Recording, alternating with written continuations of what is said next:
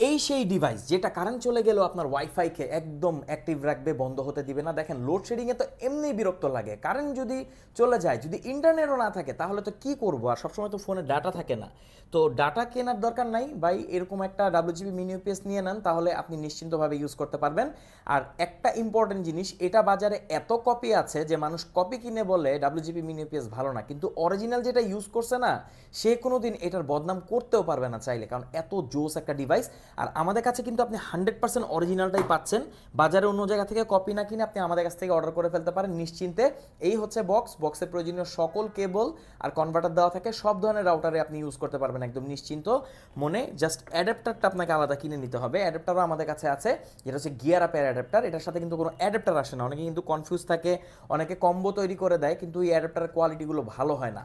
আপনি এটার সাথে এটার জন্য অপটিমাইজ করা অ্যাডাপ্টার আমাদের কাছে পাবেন, সেটাও আমাদের কাছে একদম রেডি স্টক।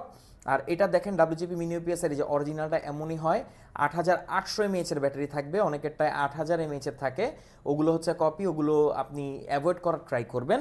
আর এটার সাথে যদি আপনি স্টেপ আপ কেবল নিতে চান, যে আপনার 5 ভোল্টের আপনি যে স্লট আছে, এটা ইউএসবি স্লট দিয়ে আপনি 9 ভোল্টের কোনো ডিভাইস বা অ্যাডাপ্টার রান করবেন, তাহলে কিন্তু আপনি এরকম স্টেপ আপ কেবল আমাদের কাছে পেয়ে যাবেন। এছাড়া আপনি কিন্তু ওয়াই কেবলও পেয়ে যাবেন, যদি একটা আউটপুট ভোল্টের মানে যে আউটপুট আছে সেই স্লট দিয়ে যদি দুইটা ডিভাইস আপনি ইউজ করতে চান, তাহলে এরকম ওয়াই কেবল আপনার লাগবে। এগুলো কিন্তু এই বক্সের সাথে আসে না, এগুলো আলাদা আপনাকে পারচেস করতে হবে অ্যাডাপ্টারের মতো। এছাড়া অন্যান্য সকল কনভার্টার আর কেবল এটার সাথেই পাবেন। আর এই যে ডাব্লিউজিপি মিনি ইউপিএস, এটা খুবই জোস একটা জিনিস। আপনি এখন 2024 এসেও যদি আপনার ওয়াইফাই বন্ধ হয়ে যায়, আসলে এটা অনেক কষ্টের। তো এখন আপনি বলতে পারেন যে ডাব্লিউজিপি মিনি ইউপিএসের মধ্যে আপনি কোনটা নেবেন, আপনার জন্য কোনটা বেটার। ওকে, শুরুতেই আপনাকে একটা জিনিস খেয়াল রাখতে হবে, ডাব্লিউজিপি মিনি ইউপিএসের যেই মেইন আপনার অনু থাকবে, অনুর জন্য যেটা আপনি ইউজ করবেন, তো অনুটা হচ্ছে 12 ভোল্টই থাকে। সো আপনাকে 12টা এখানে কমন রাখতে হবে। এবার দেখতে হবে আপনার রাউটারের ভোল্ট কত। এর জন্য আপনার রাউটারের যে অ্যাডাপ্টার আছে, অ্যাডাপ্টারটার মধ্যেই লেখা আছে আউটপুট, যদি 9 হয় তাহলে নিয়ে নেবেন আপনি 5 9 12, আর যদি সেটা 12 হয় তাহলে নিয়ে নেবেন এই যে 5 12 12। ইউজুয়ালি এই দুইটা ভ্যারিয়েন্টই হয়। এছাড়া যদি এমন হয় যে আপনি অলরেডি ডাব্লিউজিপি মিনি ইউপিএস নিয়ে নিয়েছেন এবং আপনার রাউটারটাকে চেঞ্জ করতে চাচ্ছেন, ধরেন আপনি 5 9 12 নিয়েছেন, এখন আপনি আরেকটা রাউটার নিলেন যে রাউটারটা হচ্ছে 12 ভোল্টের, এখন তো আপনার 12 12 আউটপুট রাখবে, কিন্তু এটাতে তো নাই। সেক্ষেত্রে আপনাকে নিয়ে নিতে হবে এই ওয়াই কেবল।